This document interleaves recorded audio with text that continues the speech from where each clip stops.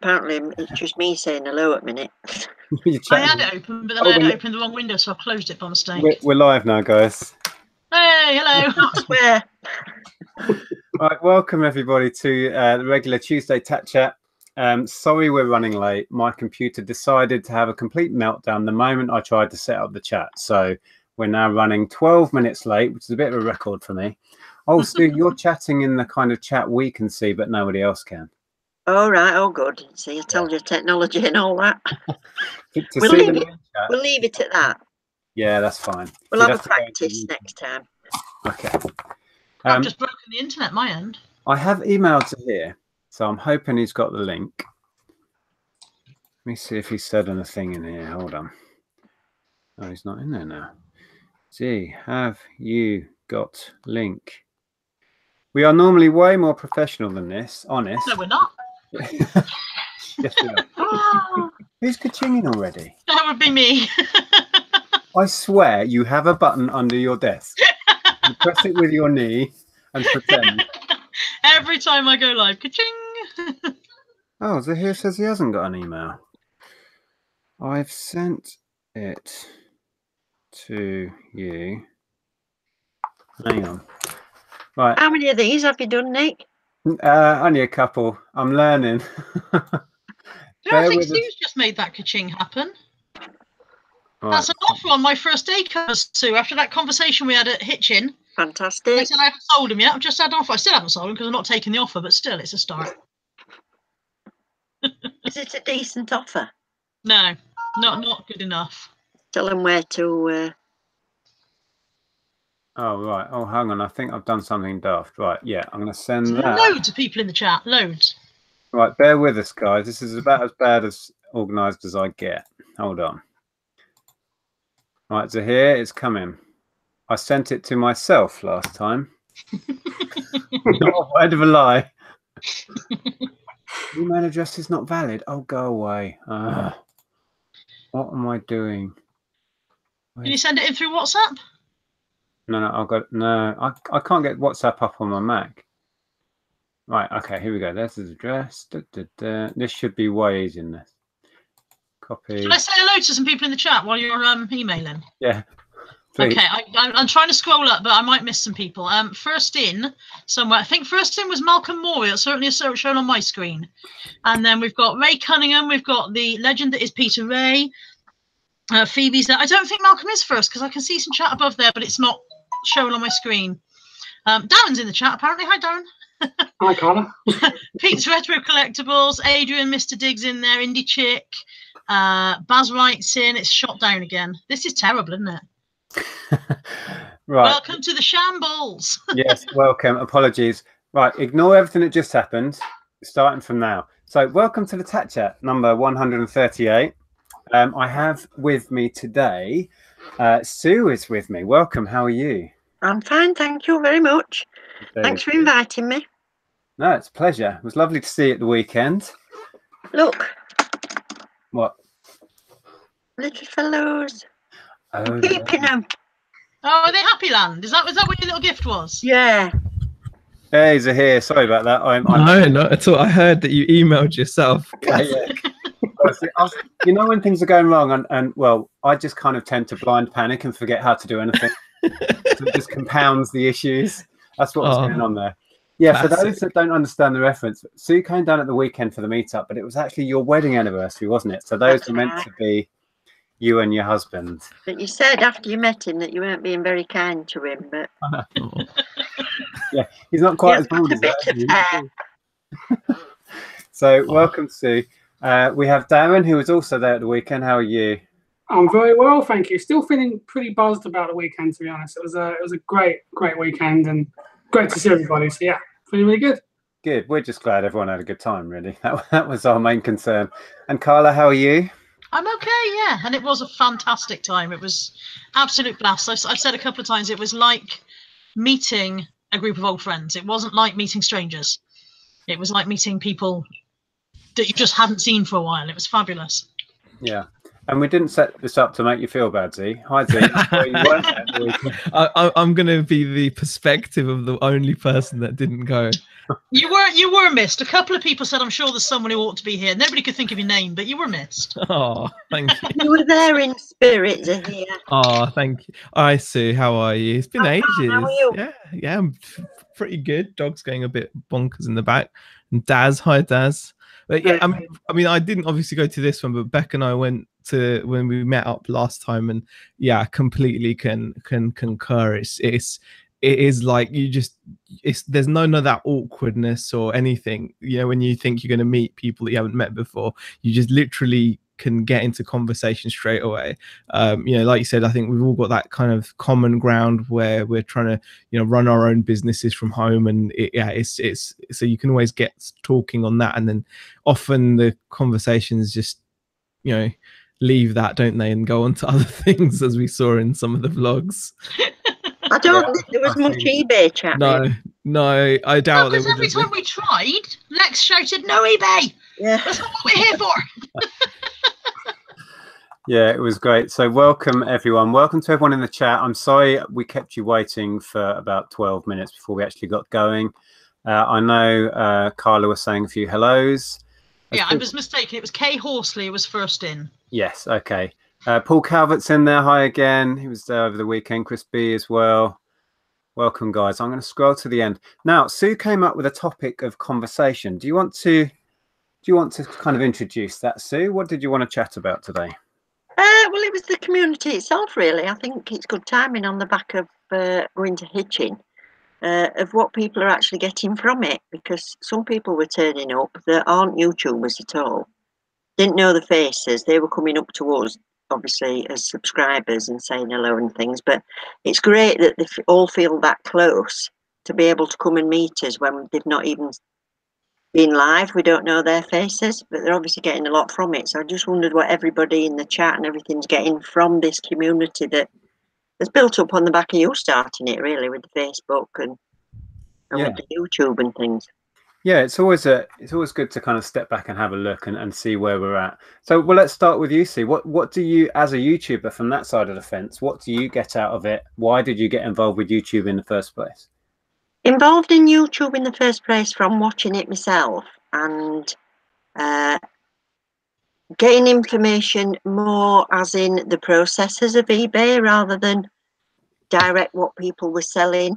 And it felt like a family even before I joined and started YouTube. And it just came as a whim one day, really. It was just like, I've got to tell everybody how ecstatic I am about this new reselling lark. And then it's gone on from there. And I've had a couple of blips where I think I might not bother. And, you know, you get your odd trolls or you film things and then delete it thinking, why on earth would anybody want to watch that? And then we've all been, I think we've all had the highs and lows of YouTube, and certainly all had the moments of, why would anyone watch this? I can almost guarantee all the YouTubers that I speak to have had that moment. So you're not on your own there.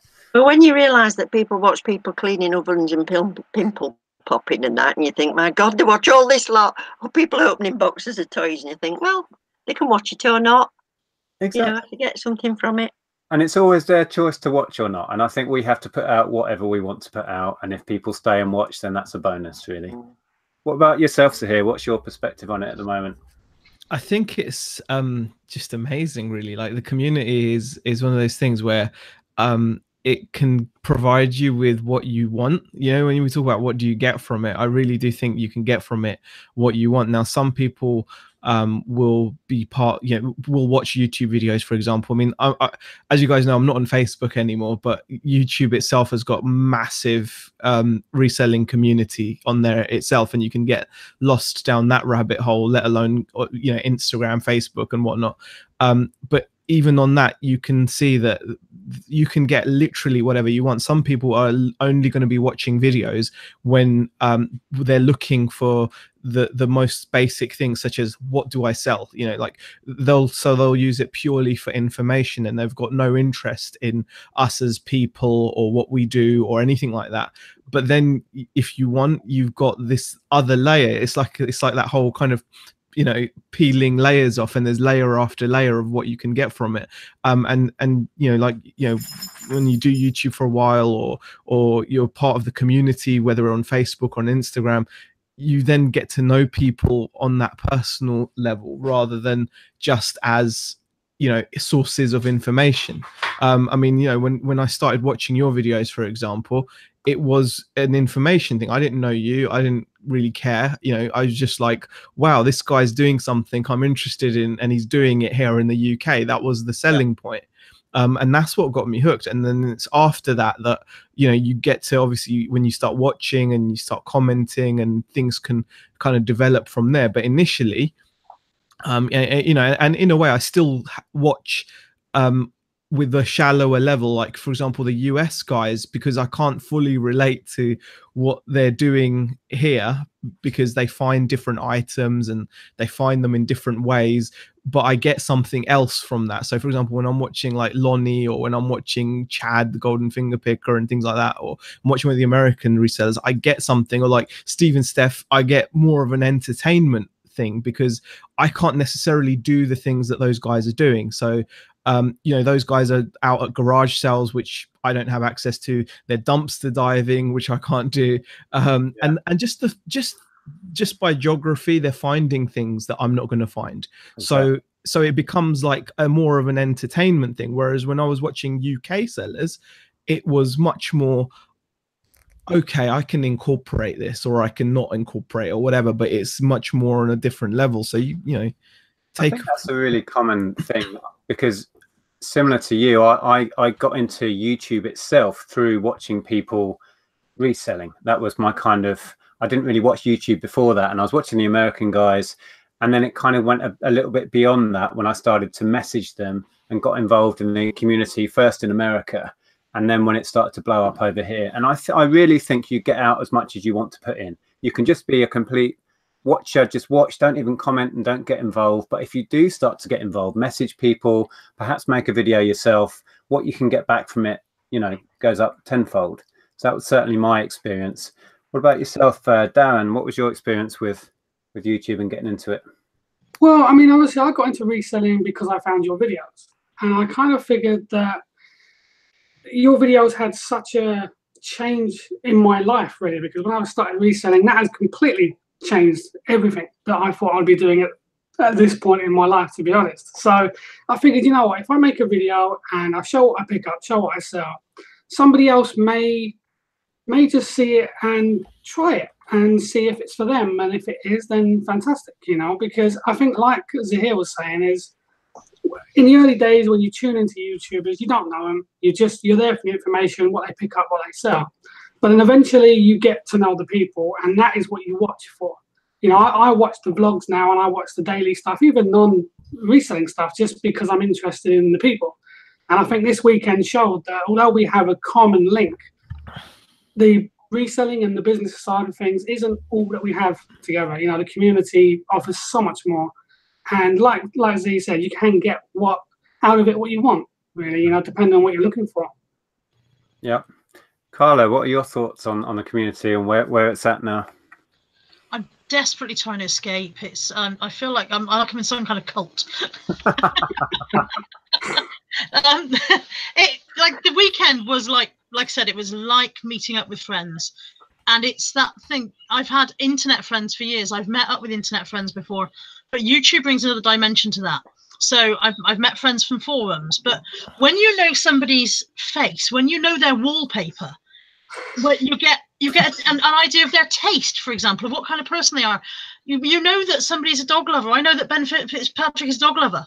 I've never met the man, but that gives me another level of kind of bonds of friendship, because I know you learn more about the background of the people rather than just the typed word on a forum that we used to have. Yeah, and the same with Facebook and so on. So, you know, you can be in a Facebook group, but unless you add every single person in that group as a friend, you won't see the background layers of their life. You'll just see their reselling, whereas YouTube gives you a lot more of the background layers. So when Bex gets a new job, that's not really remotely related to my eBay reselling. There's no there's no correlation there. But I'm delighted that Bex has got a new job and that things are going well for the Maliks, because it's those layers of, you know. Yeah. Am I making any sense? Yeah, definitely.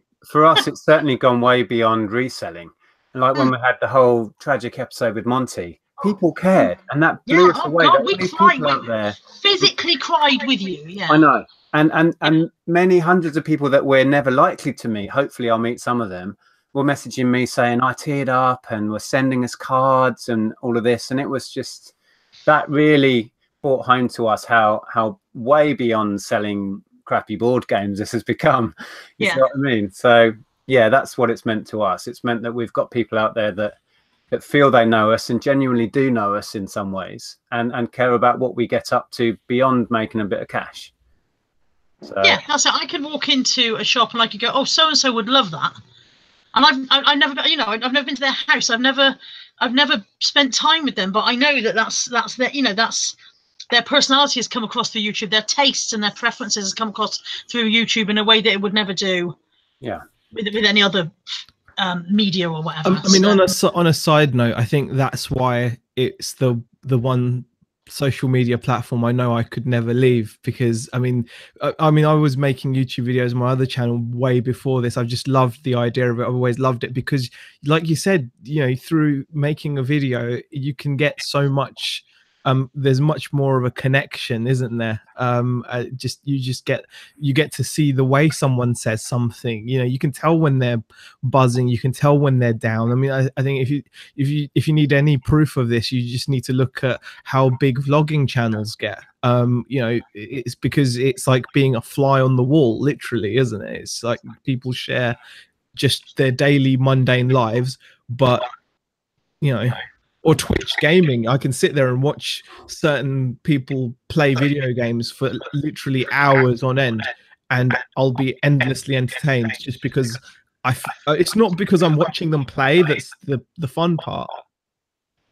We're getting some slight feedback coming back through, Sue. I don't know if your speaker is near your mic, Sue. No. I was noticing when Z was speaking, it was feeding back. A little bit, yeah. It's not happening now. But yeah, definitely. And I was just thinking about the fact that the meetup, you know, it was relaxed and people already kind of had a head start because you feel like you know them already. So the ice is already broken. I mean, we tried to do a few things to break the ice and mess about and play silly games, but it almost wasn't needed because we were already there. You know what I mean? Because YouTube is that interactive. You can see the whites of someone's eyes. You can see their expression.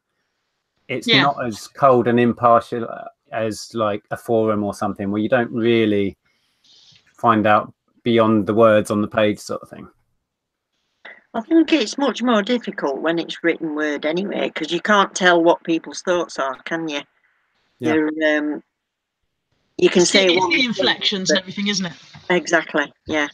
So I think that's why sometimes on the Facebook groups people can start to get a bit arsy about what somebody else has said, but actually somebody else reading it might see that they were only joking. Yeah.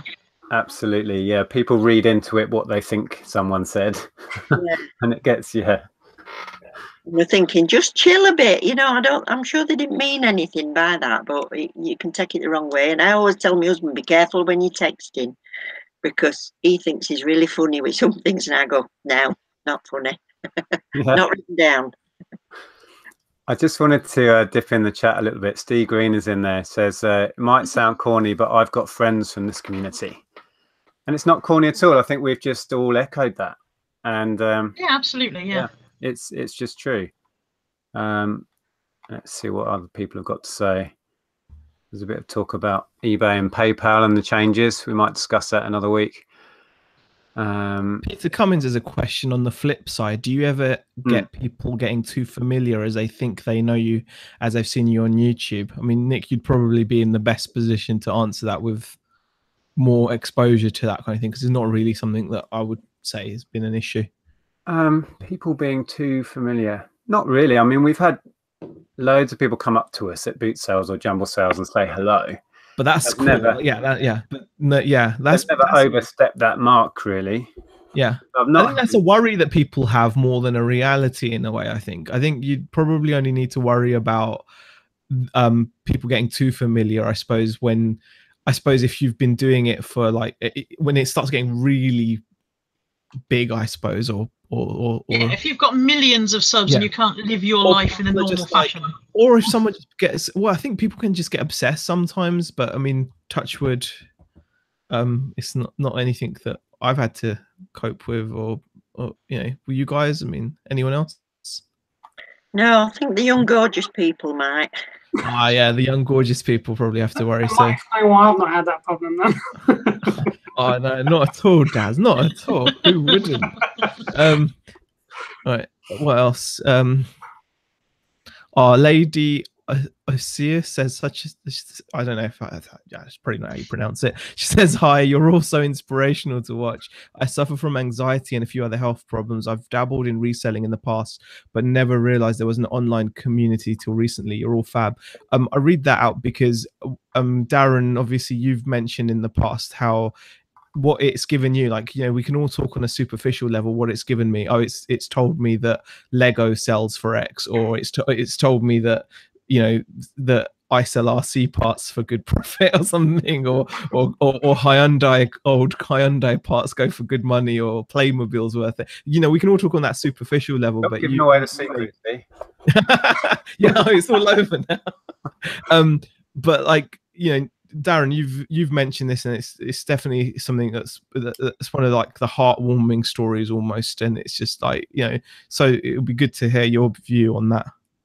Yeah, I mean, I suffered from social anxiety from the age of 13 to probably 30. You know, to the point where even if a phone rang in my house, I won't pick it up through fear of having to talk to someone. It was that bad. So the idea of starting YouTube was also to kind of help me battle a fear as well and try and get over that a little bit. So the idea of sitting in a room with 50 plus other people and chatting and stuff at one point would have been impossible. So I'm getting there. It still has its issues. I was very nervous going to the meetup. But to be honest, as soon as I got there and people started saying hello, and every fear just went. It was almost like Carla said, it was almost like it was all your friends in one room. And that made it so much easier. It's interesting as well because people make assumptions. I was very nervous. I know Andrew was bricking it. And even when I spoke to Lex, who's very outgoing, we all met Lex, and Lex was out there. She was terrified. She was super, super nervous. And I think it's a common thread, and it's just something we all battle with on certain degrees. And I know YouTube has helped me no end with confidence socially, because it's kind of put me in positions where I've had to deal with it. Like you were just saying, Darren, you kind of just have to face it head on and go with it. And it's done so many things for me, and Andrea as well. I mean, Andrea still struggles with confidence. I don't want to speak for her, but she's getting more and more better with putting videos out and not worrying about the content, not worrying about what someone's going to think about it and that sort of stuff, which is another issue, isn't it? About putting videos out. Are people going to like it? What are people going to think? Like Sue, you mentioned that. Have you found that difficult? Yeah, well, when I left my full-time proper job, as they call it, that was due to anxiety and stress, and it was nearly killing me. And I went through a period of about a year or so where I wouldn't even dare drive out of town.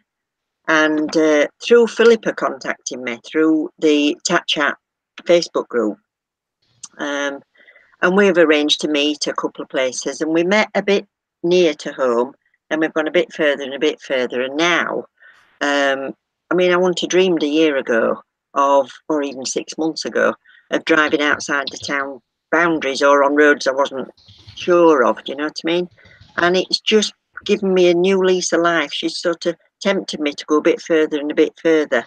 And then actually driving up to Liverpool, and Sam took me under her wing, and she was picking me up and dropping me off, and we went to car boats together and everything, and it's just changed everything for me. It's given me great confidence. So yeah, it's been a godsend really. Just bear with me if you can hear that shouting. It's my daughter. Okay.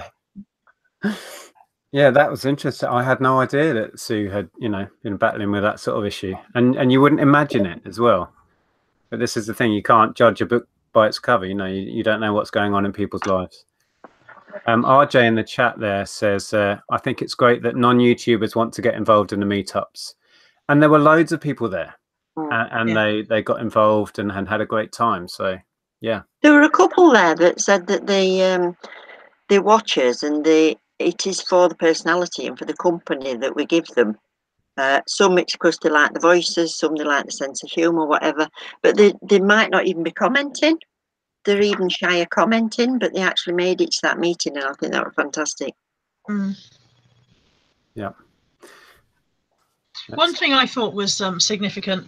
I was watching Peter Ray's vlog of the weekend earlier on, and his vlog is he goes around the town. Very interesting vlog of all the things he saw. It's a fantastic bit where the ducks are following him home. Basically, I think at one point he thought he might be keeping a flock of ducks for the weekend, but as he approaches the pub. And realize, and he goes, this is where I'm heading for. This is the pub. And the sentence he said was, "This is where I'm going. All my mates are in here." And I thought that just encapsulated it. He's not been in yet. He doesn't know exactly who's going to be in there, but he knows that this is where my mates are. And I thought that was it. That just summed it up for me. That was I love that. That's excellent. You know. Yeah. Absolutely. Sorry, I was just catching up in the chat. There's predictably there's talk again about are there going to be more meetups and stuff. I think the simple answer is yes, but no idea when, where, or what. So yeah, give us a while to get over this one, and we'll think about it. So just to be devil's advocate, has anyone experienced a negative side of being involved, or a negative side of the Facebook groups or YouTube? The only negative to me is, when people are putting all the figures on and everything, some people find that inspiring and it encourages them to do better and to move forward and be motivated by it. To me, the only negative is sometimes I find it as if I feel inadequate. When you see such fantastic figures, and I shouldn't do because it's just not me at the moment. If I'd have started this in my 30s, I'd have had the same drive. I'd have been aspiring to be better and better and better, but I'm a little bit more like Carla. From what I've heard, we want to have enough. Yeah. And, I don't want to be working till midnight anymore. I'm quite happy as long as I've got enough. But sometimes you can see the big figures and think, God, I must be absolutely rubbish. Yeah, I need to make X amount to pay the bills. Once I've made X amount, it's time to sit down and put my feet up. I'm most I have no drive. Well, I haven't anymore. I used to have Carla, but I can blame my age. You can't. I'm quite old, Sue. Quite old. Yeah, I think the thing that motivates me is when people go, "I'm going to list 10.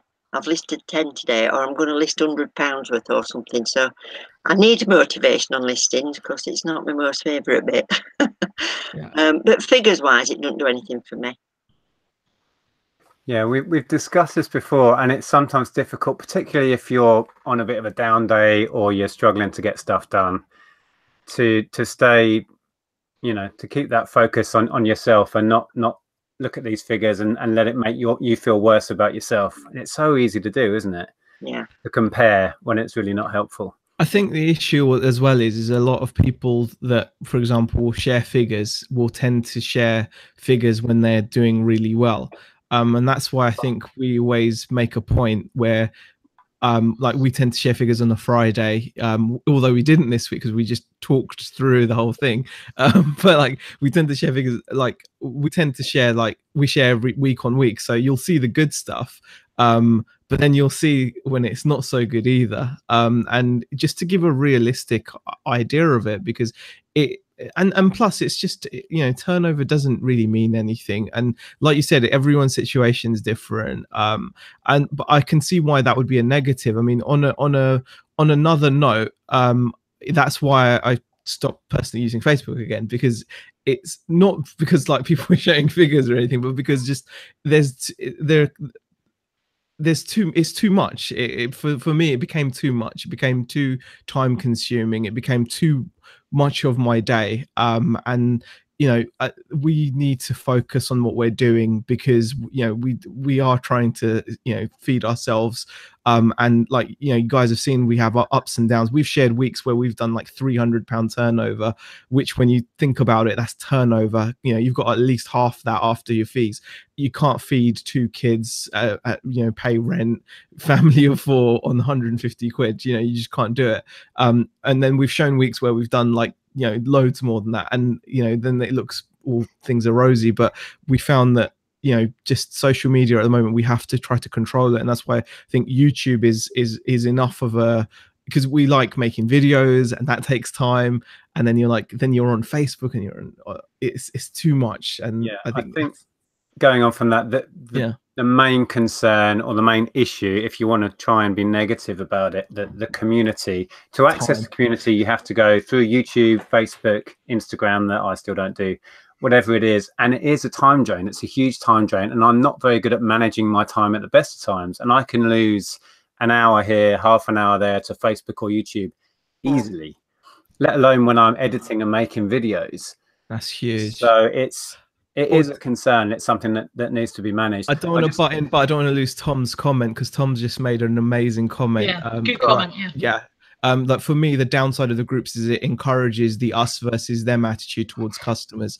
I think that's a fantastic comment, really is, because it's great. The very thing that we love about groups is like-minded people coming together, and we all share our trials and tribulations, like we've just mentioned.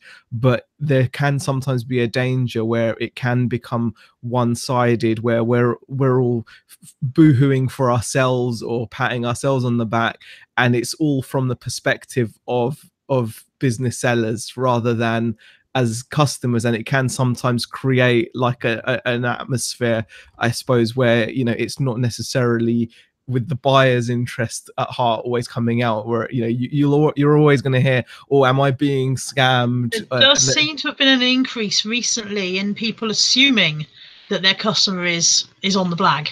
But I think that's I've noticed that over the last few weeks. Yeah. But I don't know if it's, I don't know, because I'm not on the group yet, but I wouldn't say there's necessarily always an increase in these things. So sometimes what I think is that these things have happened from day one, where I'm sure shopkeepers back in the day would be like, has that guy nicked something from me or not? Or he's come and paid for something? Has he got something else in his pocket? People have always been thinking like that. But I think the problem is when you get that and in an echo chamber, like a Facebook group, where you're going to get other people that are also going to be feeling the same, and then it can make it feel like maybe it's a growing problem. Yeah, because it's only natural, isn't it? If you feel aggrieved, you want to share that, you want to sound off about it, and if you've got a ready-made group of people that understand and are going to listen, that's where you're going to go. So I think there's a higher proportion of stories about being scammed or losing money or having a terrible customer than there should be.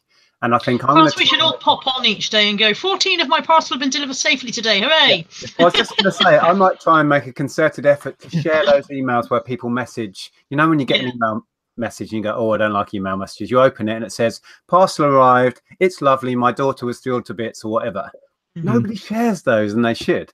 So I'm going to make an effort to try and share that, And also you can easily just look at the numbers. I mean, what's your percentage of returns, or what's your percentage of items not received? I mean, eBay have now gone to the limit of, if you go to your I believe it's your performance tab on your seller hub and you go to service metrics, you can actually then click on item not described and item not received, and it will tell you what percentage of your recent sales have been marked as item not described, or what percentage of your recent sales have been marked as item not received. And not only that, it will even tell you what your percentage is in comparison to other sellers in that same category. So all this information is available, and obviously numbers are there to kind of put your mind at rest, and it will tell you that actually things aren't as bad as sometimes they may seem. Like if you said to me, like, what's your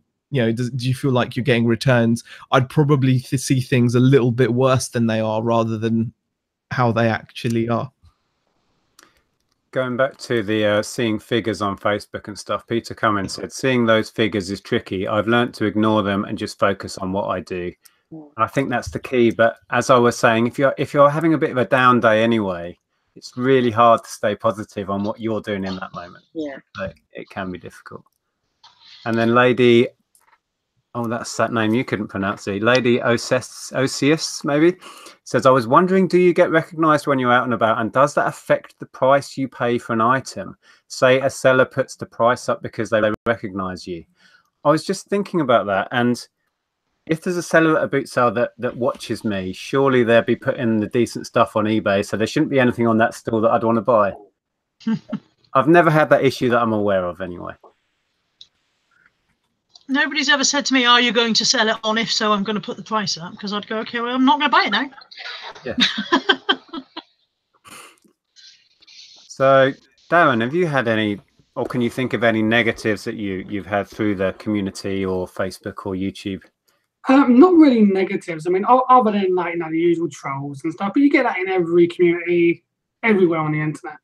One thing I would say about the Facebook groups that hasn't been highlighted yet is that when you have a room full of people who are all passionate about the way they sell in particular and the way they do things and the way they run their business, I guess you're always going to get people headbutting because both sides assume that their way is the right way or their way is the way that works.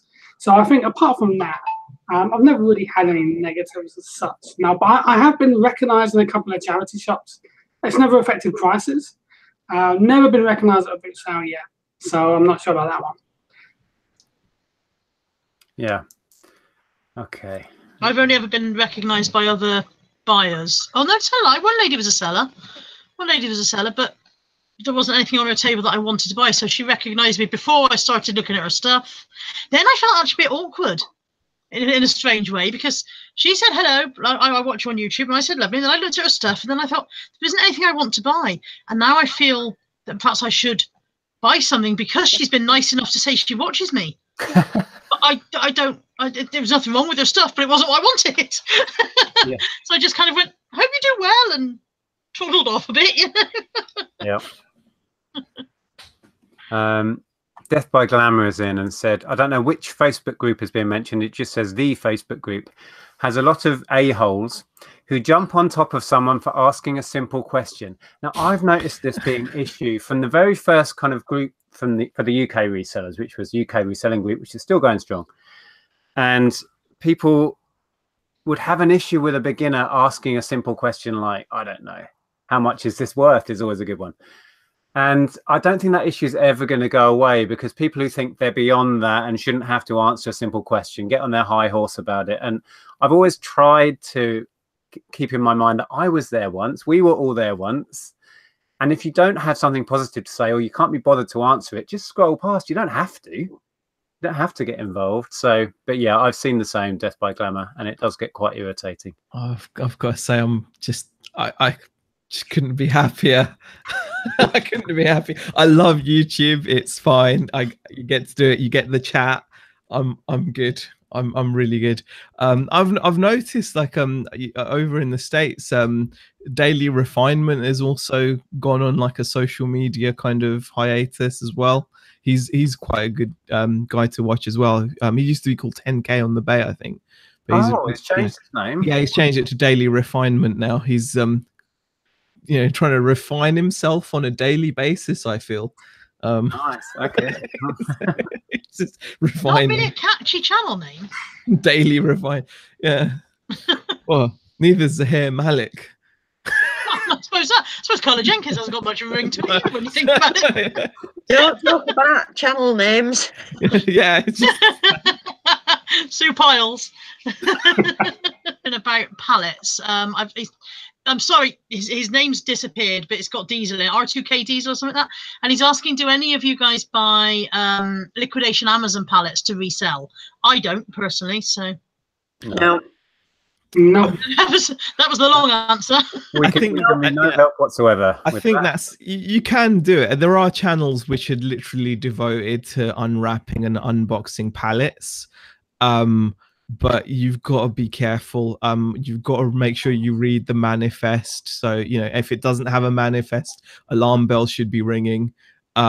You know, remember, if it sounds too good to be true, you know, that RRP price they're quoting is just, it's a dream price. I mean, you know, like, I'm sure there's money in it. It's just Yeah. not something we've ever tried. So, you know, do Yes. your research and get in there. And I think that's a good point as well, because if you're looking for information on that, you've come to the wrong bunch of YouTubers. But there's so many channels out there. And that's the beauty of this. You know, whatever level you're at with reselling, or whatever level you think you want to get to, there is a YouTuber now to cater for that. And it may not be me, it may not be Sue or Darren or whatever. But, you know, that's not our fault. We're just sharing what we do and where we're at. So, yeah, YouTube is a big place. Have a good look around. You'll find what you need. And there's many ways to, you know, there's, I don't like the saying, but there's lots of ways to skin a cat. Is I don't know, something like that. I don't like that saying. One way to skin a cat, I've got a cat, and I don't, you know, I don't want to. No, that'd be quite bad to do that, wouldn't it? It's a strange old saying, that, isn't it? I'm sure it's got. Yeah. I'm sure there's Like, a story behind it. Yeah, well, probably to do with skinning cats. Probably when skinning cats was a well-known popular. Yeah, when it was just the thing to do. Yeah, you know, what are you up to tonight? Yeah, I just have to skin a cat. How do you do yours? You know, like a Cadbury's cream egg ad. How do you do your? How do you eat yours? Isn't it? Mate? How do you skin yours? Yeah. Oh, gross. Nice. Must have been before YouTube. Yeah. Yeah. Thank God for that. That's a channel I don't want to tune into. No, I love my cat. I just never. RJ says my 7 cats are after you now. Oh, no. You open your door tomorrow, and all the neighbourhood cats will be on your doorstep, like tapping their fingers. Yeah, yeah. Their little paws together. Oh yeah. I think one of the good things with the Facebook group is it is so varied on sellers. You've got people with only 20 listings, and then you've got the likes of Ken. Obviously, I'm coming up with his name because I used to watch his YouTube videos, but he doesn't do the YouTube now, and it makes perfect sense that he doesn't. It doesn't actually make sense for us in business that we do YouTube, and not on the whether people are going to copy and start selling and price is going to go down or anything, but just on time. I mean, Nick mentioned how much time it actually takes, and it's not just the filming it. I mean, I don't even bother editing now. I gave up on that. It just did me head in. But just the computer being out of action for an hour while it's uploading, and you know, and then it fails, and you film it again. And it's like, it does take hours to do, but the enjoyment I get from it, it's worth that to me. Yeah. Well said. I think that's the point. It is a lot of work and a lot of commitment to maintain a channel, and to build a channel. It takes a lot of time, it takes a lot of work and effort, and in the main for very little reward. But the reward is, for me, last weekend. You see what I mean? That kind of is the culmination of 4 years of getting to know people, putting the work in, and building this up to a point where we can get people from all over the country. We had people from Ireland, Scotland, Wales, right down, you know, southwest, and it's just, blew my mind. So that is the point. That is the reward, really, for me. And I think many of us feel the same about that. Yeah, it's definitely not like a business thing to do, is it? Because you'll make more money, you know, doing work for your business than you will on the channel. Thousands of hours into making, editing, and messing about on YouTube. If I'd have been listing for those thousands of hours, it made a significant more. Yeah, you know what I mean. But but then more to life than selling tat, and exactly, as Andrea keeps telling me. So absolutely. And also, I mean, the thing is, for me, YouTube will always probably. I have a higher regard for YouTube than, say, the Facebook groups, etc. I love the Facebook groups, but YouTube, for all the reasons that we've already spoke about, for that direct, instant contact with someone, and you can get a real idea of who they are. And of course, I did meet Phoebe in one of Zahir's chats. So I was going to say that of all the questions, who got most out of YouTube, surely it's Darren. I think Darren takes the prize there.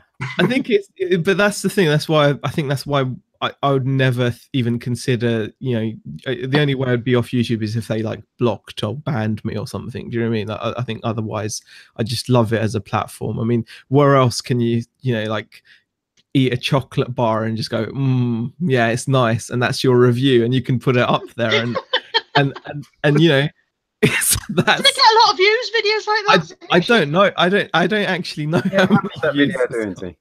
I don't know. I have not actually seen it for years now. By the way, this is the real video we're talking I about. can't. Yeah, yeah. I can't imagine it's doing too well because I don't think there was. I think it was literally just me eating a chocolate bar, going, "Yeah, I like it. It's nice." Something like that. It's not going to be another new channel, is it, Zee?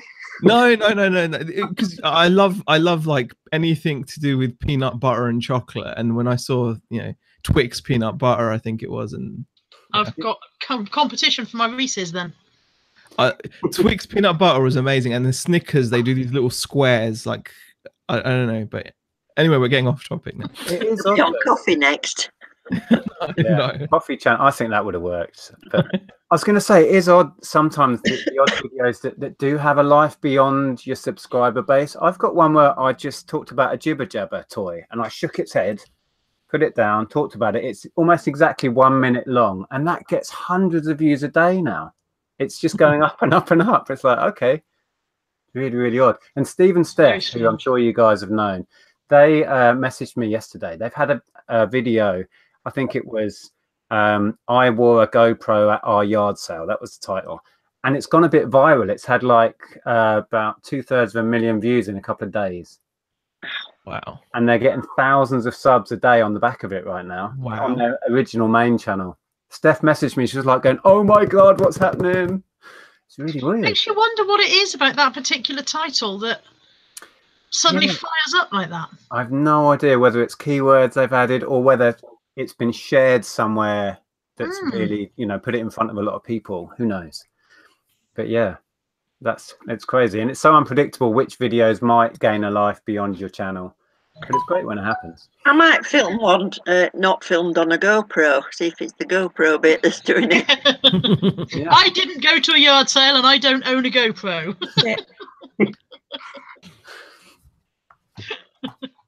Right, let's dip in the chat again. Relying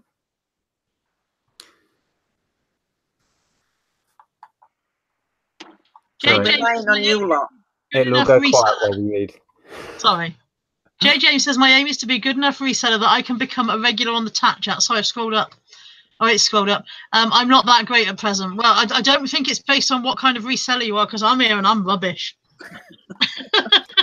No, there's certainly not a list of requirements or anything to get in. Nick with his clipboard. Yeah, there's like a little tick sheet where you're like, have you sold? There's like a formal interview on Skype before you're allowed in. Yeah. It's not quite how it works. Like one of the questions can be like a Lego piece next to a mega block, and it can be like, identify your speed sorting Lego. Yeah. Picture of a Monopoly board going, is this board damaged or not damaged? Is it meant to have a split down? Yeah. Oh gosh. All right, just scrolling down. Sean says, if I did YouTube videos, I can imagine people laughing at me. But if I got the views, who cares? As you can make some good money on YouTube. So I've heard. Yeah, you need an awful lot of views to make some. Well, it depends what you call big money or good money. But yeah. Well, put it this way, what I've earned so far wouldn't have paid for a trip to Itching. No. There you go. That puts it in perspective. I could live on my YouTube earnings, providing I was only ever going to eat those 9p Smart Price noodles. That would be fine. What do you think I have for dinner every day? And Lady Osseous says, another question, what do you personally feel makes a good video?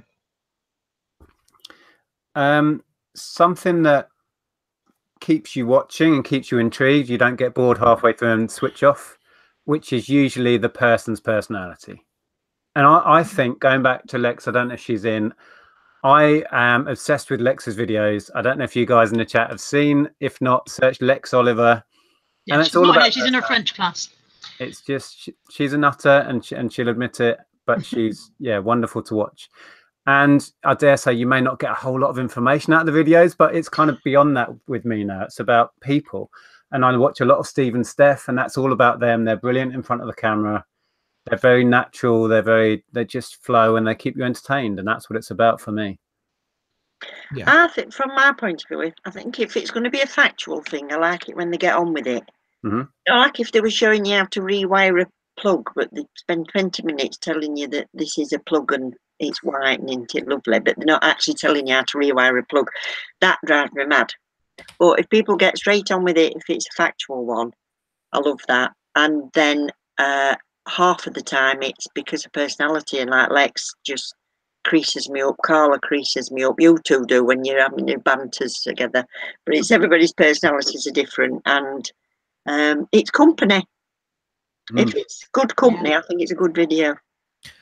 Yeah, I mean, and from a selfish perspective, a good video for me, I suppose, is one that I've enjoyed making. And like, you almost don't, especially if you're starting, I wouldn't try to make a video like popular, if you know what I mean. It's very easy to get into, you know, the YouTube creator studio and start looking at all the things that they want to teach you, because YouTube are a business, and at the end of the day they want retention, so they're going to tell you make videos that retain, do this, do that, you know, put a spoiler in at the beginning or whatever, I don't know, they'll tell you all this stuff. But at first, just don't ignore everything. If you want to make a 15-minute video where you're just stood at the camera and or you're just filming the wall, even, do it. It's your channel. That's the beauty of it. Like the way you should always treat it, and this is what I love about it, is, you know, it's your channel. If you know, I've thought to myself sometimes I'd love to do a video where I'm just sat staring at the camera for like ages. It's funny because I think you have to enjoy making the videos, otherwise you'll burn out and you'll drop the channel anyway. So that's one thing. But then thinking about videos I make, the favorite videos I do to make are the ones where I take a closer look at a board game, right? And they've got the least views on my channel.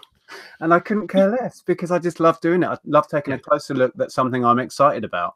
There you go. And that's what matters more. Even though they're a waste of time regarding views and anything like that. Exactly. I think That's a good point. Yeah. Thing is, when you start out, especially, I think you should just do, you know, what you want to do, and just, you know, you can always start worrying about other bits and pieces if you want later. You know, but Lonnie says, I'm stealing that staring idea. How's you long? 10 minutes.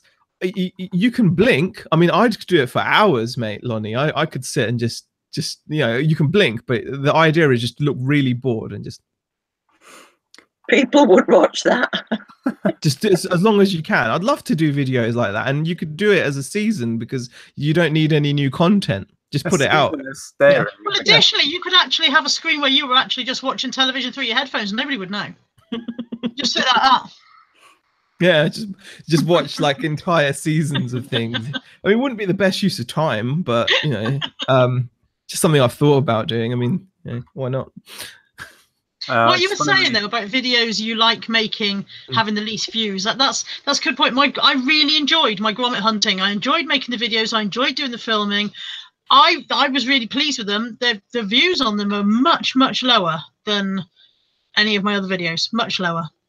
Yeah. So it's yeah, but I don't care. I enjoyed doing it. Stuff you all. I might do it again. Andrew and I are very aware that a large amount of the people that are here are to watch the reselling, but we're still going to put out videos. Like we put one out where we visited that National Trust House and nobody really cared. A bunch of people that are here for us do, and we wanted to make it for us anyway, so it's going on the channel. So it's great. I just wanted to read quickly. James Moore says, "Hi folks, first time I've caught you live, so welcome." So it's been watching Nick and Andrew's videos for a while now. You've inspired me to start reselling, which is fantastic. He goes on to say, question, do you think reselling is a cutthroat business? Interesting question.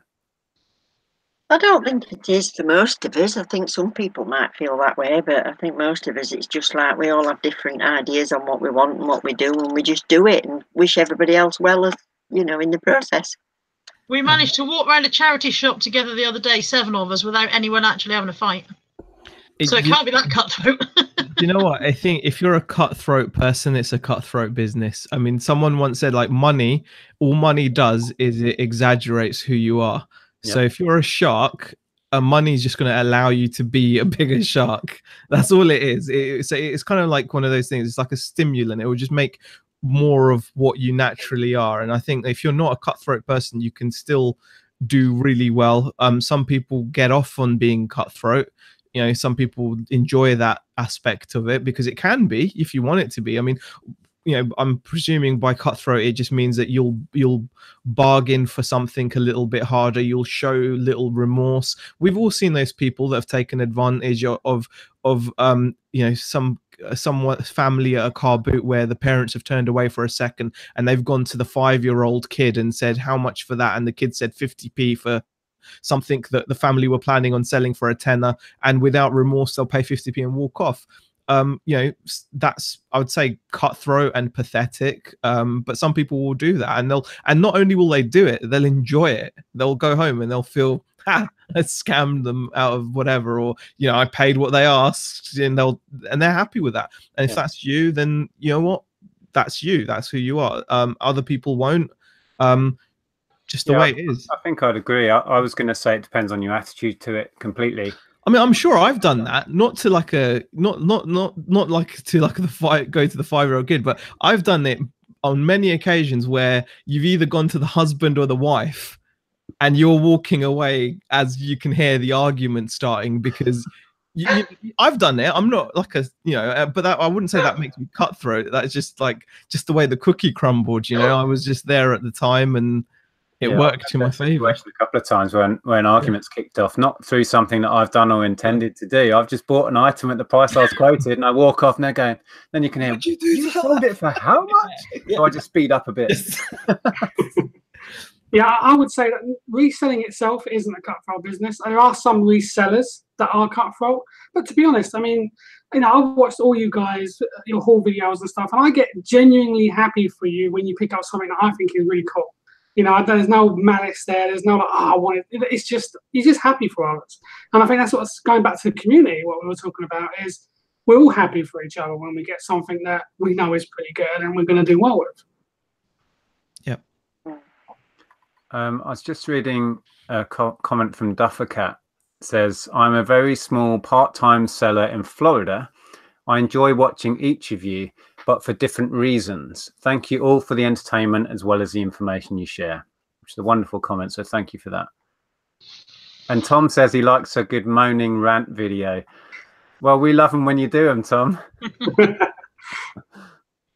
And people, you know, that comment there, people that are watching the YouTube videos might not think it makes any difference to us whether they leave a comment or not, but it really is appreciated. Mm-hmm. I don't think they realise sometimes that when we're doing this and we're feeling low and or a bit down or whatever, and just open that up one day and it pings up and somebody's got something really, you know, either constructive in helping us or that it's made their day, they're pleased with it. You know, it does make a difference to us, I think. Yeah, well said. When you are watching videos and you think, oh, that was fantastic, I enjoyed that, please write it down. It just encourages us to carry on, really. Yeah, take the second to write the comment. They're much appreciated. Yeah. Okay, well, we've nearly been on an hour. I'm just going to dip in the chat and get it to the end and read out a few more bits, and then we'll slowly wrap this one up. Peter says, well, we watched Z get cramp. Oh, yeah, I forgot about that, yeah. Oh, that was a classic. Yeah, that was so painful, honestly. The example you gave is theft, he says, Lonnie. What was that? That was about the 50p from the 5-year-old child. Oh, okay. And Pound Girl says dealers in specific fields are cutthroat a lot more than general reselling, I would say. Oh, in specific fields. Maybe, yeah, maybe that's the case. I don't know why. Lonnie's comments aren't showing. Oh, yeah, they are. Sorry, I'm being an idiot. There we go. Polly, Reselling Polly, Sam says, me and Amanda Yates source every Friday together. We're both genuinely happy for each other when we find great items, apart from Flat Eric. I was gutted. Well, that reminds me. Somebody, I can't remember who, somebody in the chat was asking earlier, what or who is Flat Eric? So the history of Flat Eric is there was a Levi's ad, which I think was released about 1999, around that period.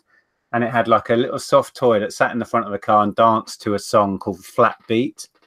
And they released a little cuddly toy. And he's now collected. I assume it's people that either had him back then or they have that car and they want to sit him in it. I don't know. Because he was in a certain car in the advert, wasn't he? It's amazing what people collect, though, isn't it? It's amazing what value some things have. Absolutely. Yeah, completely. I've sold my Filofax, Nick, so I'll forgive Hitchin for being a rubbish boot sale. Oh, was it a good one? Yeah, I picked it up for £2.50 and sold it for 30 quid today. So. Nice. Wow. I did have one Filofax a while back that I picked up on the back of you sharing probably about a year ago. Oh, got feedback. Go away, feedback. But yeah, I don't see them. Yet you found one in Hitchin. They're usually in a box under a table somewhere at a car boot sale. They're usually not very prominent. But yeah, I found one at the car boot sale in Hitchin. It was a good one. So. Yeah. Diane says, I live in the US and I enjoy all of you, even though you speak odd English, and I don't understand half of what you say. That's one way of putting it. Yeah. Okay. Right. Well, thank you everybody in the side chat for your comments and questions. Really appreciate that. We're going to wrap this one up now. These are regular chats. It happens every Tuesday. At the moment, it's going backwards and forwards between myself and Zahir. Although we did talk at one point, didn't we, Zahir, about maybe now we're trying to expand it with more regular people. We may move the actual chat, but we need to discuss that. I don't know how that would work. Well, kind of like the 6-pack thing I said, didn't I? Like, because if people are coming on regularly, like Carla's been on regularly, Daz has been on a couple of times. I'm sure Sue would be happy to be on. Yeah. And then I think it would be kind of nice to, and plus it would just take a bit of the, not pressure, but just you forget sometimes. We've both recently forgotten it was on. Do you know what I mean? Like, it would just take that off, don't you think? Because we've actually literally forgotten, both of us. It's been like, you've rung me at like 6. I'm like, oh, I'm outside. Yeah. I'm in KFC. What chat are you talking about? What are you saying? But we shall see. We'll have to see how it evolves. We'll have to see how it all can, yeah.